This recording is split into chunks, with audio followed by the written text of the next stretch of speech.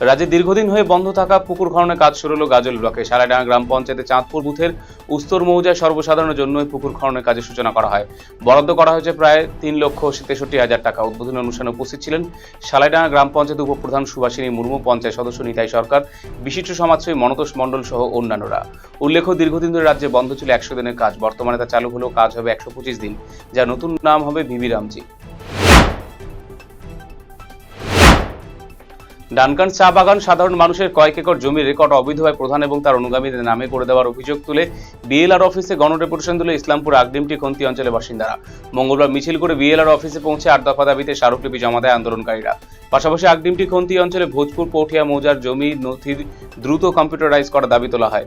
জমি দুর্নীতিতে অবিলম্বে প্রধান জাকির হোসেন তার অনুগামীদের বিরুদ্ধে সংশ্লিষ্ট আধিকারিকের কাছে আইনি ব্যবস্থা নেওয়ার হুঁশিয়ারি দিয়েছে বিক্ষোভকারীরা। কালিম্পংয়ের কাছে তিস্তা নদীর তীরবর্তী লেঘুবির এলাকায় একটি বিরল সাদা অজগর সাপে দেখা মেলায় চাঞ্চল্য সৃষ্টি হলো গোটা এলাকায়। সোমবার গভীর রাতে 10 নম্বর জাতীয় সড়ক সংলগ্ন তিস্তার চরে বিশাল আকৃতির সাপটিকে প্রথমে দেখতে পান স্থানীয় বাসিন্দারা। এরপর সাপটির একটি ভিডিও সামাজিক মাধ্যমে ছড়িয়ে পড়ে। মুহূর্তের মধ্যে তা ভাইরাল হয়ে যায়। ভিডিওতে দেখা যাচ্ছে তিস্তার চরে ধীর ধীর গতিতে এগিয়ে চলছে সম্পূর্ণ সাদা রঙের বিশাল আকৃতির একটি অজগর। চেষ্টা সহ একাধিক অভিযোগে আরো একজন তৃণমূল কংগ্রেস কাউন্সিলর গ্রেপ্তার হলো তমলুকে।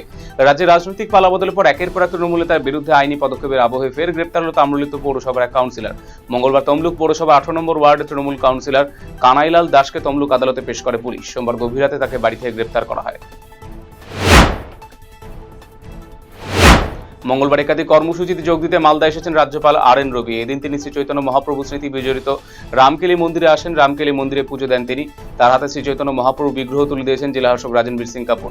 কথিত রয়েছে ত্রেতা যুগে রাম সীতা পদার্পণ করেছিলেন এখানে। এই স্থানে 500 বছর আগে আসেন শ্রী চৈতন্য মহাপ্রভু। মহাপ্রভু স্মৃতিধন্য রামকেলি দর্শনে আপ্লুত রাজ্যপাল।